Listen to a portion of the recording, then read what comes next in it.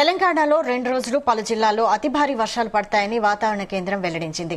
రేపు ఆదిలాబాద్, కొమరంభీం, మంచిర్యాల, కరీంనగర్, పెద్దపల్లి, వరంగల్, మెదక్, కామారెడ్డి, భూపాలపల్లి, హన్మకొండ, మహబూబాబాద్, నాగర్ కర్నూలు జిల్లాల్లో అతి భారీ వర్షాలు పడతాయని వెల్లడించారు.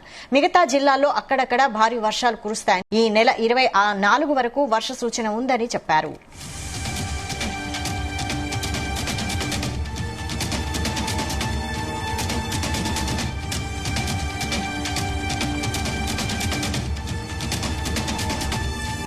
నమస్కార్, నేను doctor K Nagaratna, head meteorological centre, Hyderabad. ప్రస్తుతం వాతావరణ పరిస్థితులు చూసుకున్నట్లయితే ఈ నైరుతి రుతుపవనాల ద్రోణి రాజస్థాన్ నుండి ఈశాన్య బంగాళాఖాతం వరకు కొనసాగుతుంది. అట్లాగే ఒక ఉపరితల ఆవర్తనం పశ్చిమ మధ్య బంగాళాఖాతం దాని ఆనుకొని ఉన్నటువంటి ఉత్తర కోస్టల్ ఆంధ్రప్రదేశ్ వెంబడిగా ప్రస్తుతం కొనసాగుతుంది. అట్లాగే ఈస్ట్ వెస్ట్ విండ్షియర్ జోన్ ఒకటి ప్రస్తుతం దక్షిణ కర్ణాటక నుండి ఈ ఉపరితల ఆవర్తనం వరకు కొనసాగుతుంది. వీటి యొక్క ప్రభావం వల్ల తెలంగాణ రాష్ట్రంలో రానున్న 3 నుంచి 4 రోజుల వరకు కూడా తేలికపాటి నుంచి మోస్తారు వర్షాలు చాలా చోట్ల కురిసే అవకాశాలు కనిపిస్తున్నాయి. అట్లాగే భారీ వర్ష సూచనలు ఎల్లో వార్నింగ్స్, ఆరెంజ్ వార్నింగ్స్ కూడా జారీ చేయడం జరిగింది. ఈ రోజు తూర్పు ఈశాన్య జిల్లాలకు ఈ ఎల్లో వార్నింగ్స్, భారీ వర్ష సూచనలు జారీ చేయగా, అట్లాగే చూసుకున్నట్లయితే పెద్దపల్లి, జయశంకర్, భూపాలపల్లి, మూల్గు, భద్రాద్రి, మహబూబాబాద్, వరంగల్, హన్మకొండ, మహబూబ్ నగర్, నాగర్ కర్నూలు జిల్లాలకు ఈ భారీ వర్ష సూచనలు జారీ చేశారు. అట్లాగే చూసుకున్నట్లయితే అతి భారీ వర్షం రానున్న 2 రోజులు 21, 22 తారీఖుల్లో నమోదయ్యే అవకాశాలు కనిపిస్తున్నాయి. మనకు రేపు చూసుకున్నట్లయితే ఆదిలాబాద్, కొమరంభీం, మంచిర్యాల్, కరీంనగర్, పెద్దపల్లి, జయశంకర్, భూపాలపల్లి, మహబూబాబాద్, వరంగల్, హన్మకొండ, మెదక్, కామారెడ్డి, నాగర్ కర్నూలు జిల్లాల్లో అతి భారీ వర్షాలు, అట్లాగే మిగతా జిల్లాలు చాలా జిల్లాల్లోని తేలికపాటి నుంచి మోస్తారు వర్షాలతో పాటుగా 1-2 చోట్ల ఈ నిర్మల్, నిజామాబాద్, జగిత్యాల్, రాజన్న సిరిసిల్ల, మూల్గు, భద్రాద్రి, ఖమ్మం, జనగాం, సిద్దిపేట, యాదాద్రి, రంగారెడ్డి, హైదరాబాద్, మేడ్చల్, మల్కజ్గిరి, అట్లాగే వికారాబాద్, సంగారెడ్డి, మహబూబ్ నగర్, వనపర్తి జిల్లాల్లోని భారీ వర్ష సూచనలు కూడా జారీ చేయడం జరిగింది. అట్లాగే 22వ తారీఖును కూడా చూసుకున్నట్లయితే అతి భారీ వర్షాలు మనకు తూర్పు ఈశాన్య జిల్లాల్లోని, అట్లాగే భారీ వర్ష సూచనలు నిర్మల్, నిజామాబాద్, జగిత్యాల్, రాజన్న సిరిసిల్ల, కరీంనగర్, నల్గొండ, సూర్యాపేట్, జనగాం, సిద్దిపేట, హైదరాబాద్, యాదాద్రి, రంగారెడ్డి, మేడ్చల్, మల్కజ్గిరి, మెదక్, రంగారెడ్డి ప్రాంతాల్లోని అతి భారీ వర్షాలు ఆదిలాబాద్, కొమరంభీం, మంచిర్యాల్, పెద్దపల్లి, జయశంకర్, భూపాలపల్లి, మూలుగు, భద్రాద్రి, ఖమ్మం, మహబూబాబాద్, వరంగల్, హన్మకొండ జిల్లాలో జారీ చేయడం జరిగింది. మళ్ళీ మరుసటి 2 రోజులు కూడా మనకు భారీ వర్ష సూచనలు జారీ చేయడం జరిగింది. ఉరుములు మెరుపులతో కూడినటువంటి వర్షం ఒక్కొక్కప్పుడు 30 నుంచి 40 కిలోమీటర్ల గంటకు ప్రతి గంటకు గాలి తీవ్రత కూడా ఉండే అవకాశాలు ఈ జిల్లాల్లో కనిపిస్తుంది. తెలంగాణలో 2 రోజులు పలు జిల్లాల్లో అతి భారీ వర్షాలు పడతాయని వాతావరణ కేంద్రం వెల్లడించింది. రేపు ఆదిలాబాద్, కొమరంభీం, మంచిర్యాల, కరీంనగర్, పెద్దపల్లి, వరంగల్, మెదక్, కామారెడ్డి, భూపాలపల్లి, హన్మకొండ, మహబూబాబాద్, నాగర్ కర్నూలు జిల్లాల్లో అతి భారీ వర్షాలు పడతాయని వెల్లడించారు. మిగతా జిల్లాల్లో అక్కడక్కడ భారీ వర్షాలు కురుస్తాయని పేర్కొన్నారు. ఈ నెల 24 వరకు వర్ష సూచన ఉందని చెప్పారు. ఇదే అంశంపై మరిన్ని అప్డేట్స్ మా ప్రతినిధి రాజు పటేల్ అందిస్తారు. రాజు పటేల్, తెలంగాణకు భారీ వర్ష సూచన ఉందని హైదరాబాద్ వాతావరణ కేంద్రం తెలిపిన నేపథ్యంలో అన్నదాతలు కాస్త సంతోషంగా ఉండే పరిస్థితి అయితే తెలంగాణలో ఉందని చెప్పవచ్చు వైశాలి. ఎందుకంటే గత 2 రోజుల క్రితం కురిసినటువంటి భారీ వర్షం దాదాపు తెలంగాణ వ్యాప్తంగా అంతటా పట్టద్దని చెప్పవచ్చు. అంటే ఈ వర్షాకాలం సీజన్ ప్రారంభమైన మొదటి నుంచి గత 3 రోజుల క్రితం వరకు రాష్ట్రంలోని అన్ని ప్రాంతాల్లో కూడా ఎక్కడ కూడా భారీగా వర్షపాతం నమోదు కాలేదు. జూన్ నెలలో 28% లోటు వర్షపాతం నమోదైంది. జూలై 15వ తారీఖు వరకు 13% లోటు వర్షపాతం నమోదైంది. అంటే ఎక్కడ కూడా పూర్తి స్థాయిలో వర్షం పడలేదు. కానీ గత 2 రోజుల క్రితం నిన్న మొన్న కురిసినటువంటి వర్షం మాత్రము యావత్ తెలంగాణను పూర్తిగా కవర్ చేసిందని చెప్పవచ్చు. హైదరాబాద్ సిటీ అయితే కంప్లీట్ గా వాటర్ లోనే మునిపోయిందని చెప్పొచ్చు. హైదరాబాద్ మెయిన్ రోడ్లు కంప్లీట్ గా కూడా మనకు వాగులను తలపించే విధంగా కనిపించింది. పూర్తిగా వాటర్ తో నిండిపోయినటువంటి హైదరాబాద్ సిటీని మనం చూసాము నిన్న మొన్న. సో అంతటి ఎఫెక్ట్ తెలంగాణలోని మిగతా జిల్లాలో లేదు. కానీ గత 2 రోజుల క్రితం కురిసినటువంటి భారీ వర్షాలలో మాత్రము గతంలో ఉన్న దానికంటే ఎక్కువ శాతం వర్షపాతం నమోదైంది. సో అదే పరిస్థితి మరికొన్ని రోజుల పాటు ఉండే అవకాశం ఉందని హైదరాబాద్ వాతావరణ కేంద్రం తెలిపిన నేపథ్యంలో అన్ని జిల్లాల్లో కూడా ఈ వర్షం కవర్ చేసే అవకాశం ఉంది. ఎందుకంటే భారీ వర్ష సూచన కోసము విస్తారమైనటువంటి వర్షాలు పడాలని యావత్ తెలంగాణ ప్రజలతో పాటు ముఖ్యంగా రైతాంగం, రైతు కుటుంబాలు ఎంతో ఆశగా ఎదురు చూస్తున్నాయి.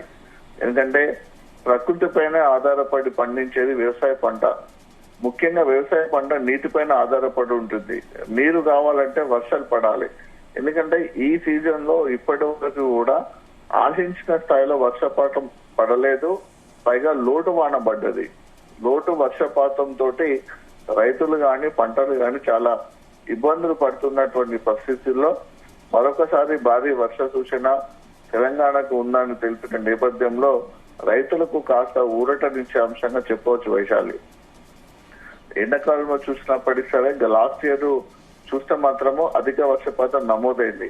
తెలంగాణ వ్యాప్తంగా ఏ జిల్లాలోనూ కూడా ఇప్పటి వరకు చెరువులు ఎక్కువగా నిండిపోయి మత్తడి పడలేదు, వాగులు ఎక్కువగా ప్రవహించింది లేదు. భారీ ప్రాజెక్టులకు గాని, మధ్య తరహా ప్రాజెక్టులు గాని, మైనర్ ఇరిగేషన్ ప్రాజెక్టులకు కూడా వాటర్ ఎక్కువగా వచ్చి ఫుల్ లెవెల్ ట్యాంక్ అయింది కూడా లేదు. అంటే సాగునీటికి సంబంధించినటువంటిది ఇంకా లోటుగానే ఉందని చెప్పవచ్చు.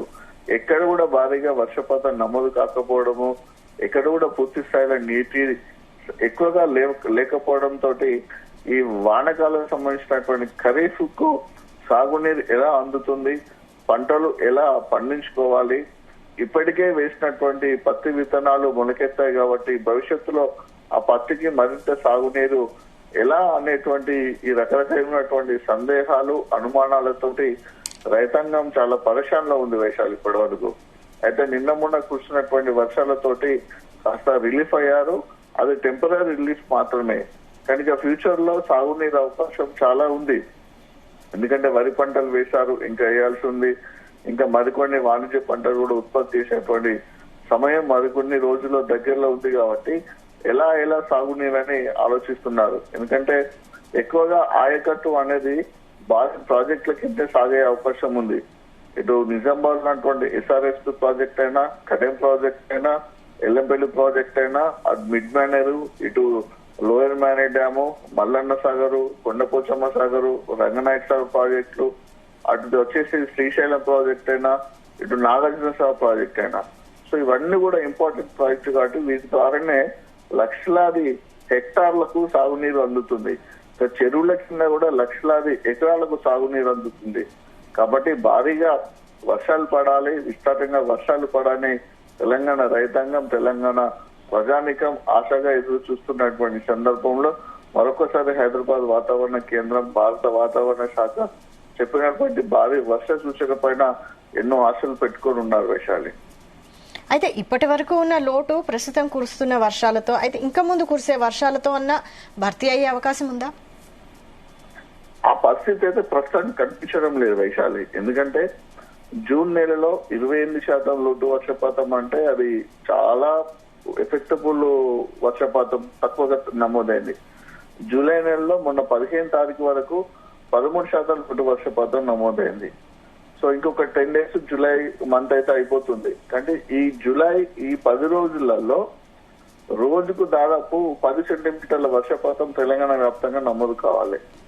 అంతటి పరిస్థితి మాత్రం కనిపించడం లేదు. అంటే 10 రోజులలోనే 100% వర్షం పడాలి.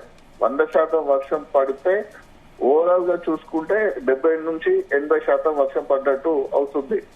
సో మరి అంతటి భారీ వర్ష సూచన ఉంది అంటే వాతావరణ శాఖ నుంచి స్పష్టమైనటువంటి సమాచారం లేదు.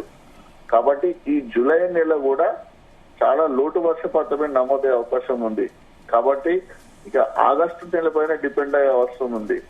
సో సో నైరుతి ఋతుపవనాలు ఆగమనం జరిగింది, కానీ నైరుతి ఋతుపవనాల ద్వారా వర్షం పడడానికి కావాల్సినటువంటి ద్రోణి ప్రభావం ఎఫెక్ట్ చూపించకపోవడం తోటి వర్షాలు పడడం లేదని వెదర్ ఎక్స్పర్ట్స్ చెప్తున్నారు, వాతావరణ శాఖ అధికారులు చెప్తున్నారు.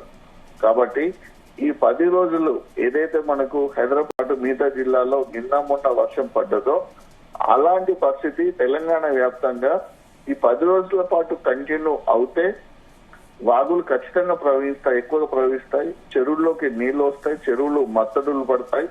చెరువులు మత్తడి పడడం వల్ల వాగులు ప్రవహించడం వల్ల నదిలోకి వాటర్ వెళ్తుంది కాబట్టి గోదావరి నది ఇంకా ఎక్కువగా ప్రవహిస్తుంది.